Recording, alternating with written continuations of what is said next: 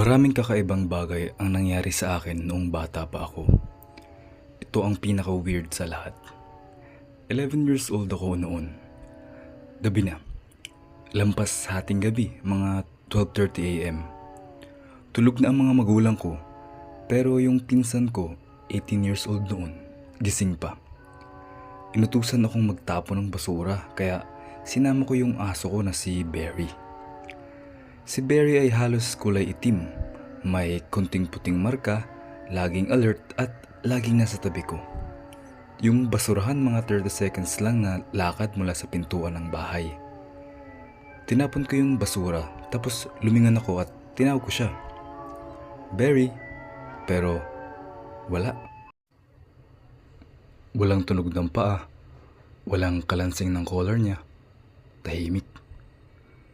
Binuksan ko yung flashlight ko at tumingin sa paligid. Wala siya doon. Nalito ko, kaya nagsimula akong maglakad pabalik ng bahay. Doon, narinig ko. Mabibigat, mabilis, malalakas na yabag papalapit sa likod ko. Bigla akong lumingon at may nakita akong hindi ko kailanman makakalimutan. Ang isang malaking itim na nilalang na rumaraga papunta sa akin. Mas itim pa sa gabi, sa paligid niya. Parang sinisipsip niya ang liwanag.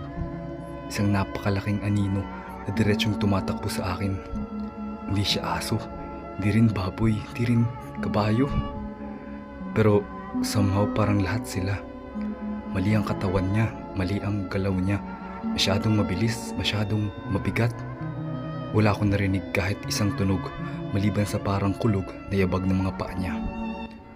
Tumakbo ako ng tumakbo, pero kahit gaano o kabilis, pakiramdam ko lagi, siya ay 2 hakbang ang una sa akin. Biglang pumasok yung matinding takot at kaba, parang may bumagsak sa dibdib ko.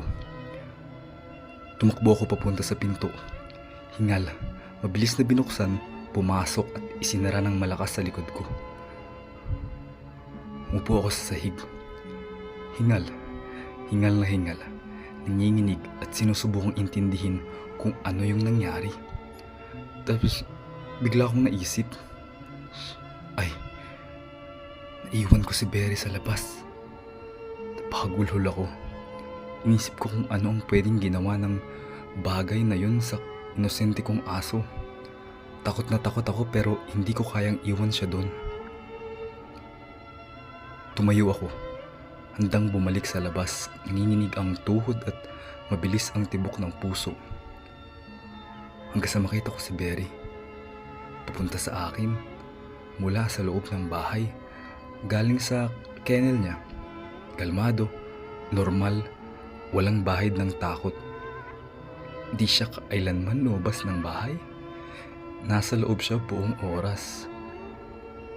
Kung ano man ang tinawag ko sa labas noong gabing iyon, hindi yun ang aso ko.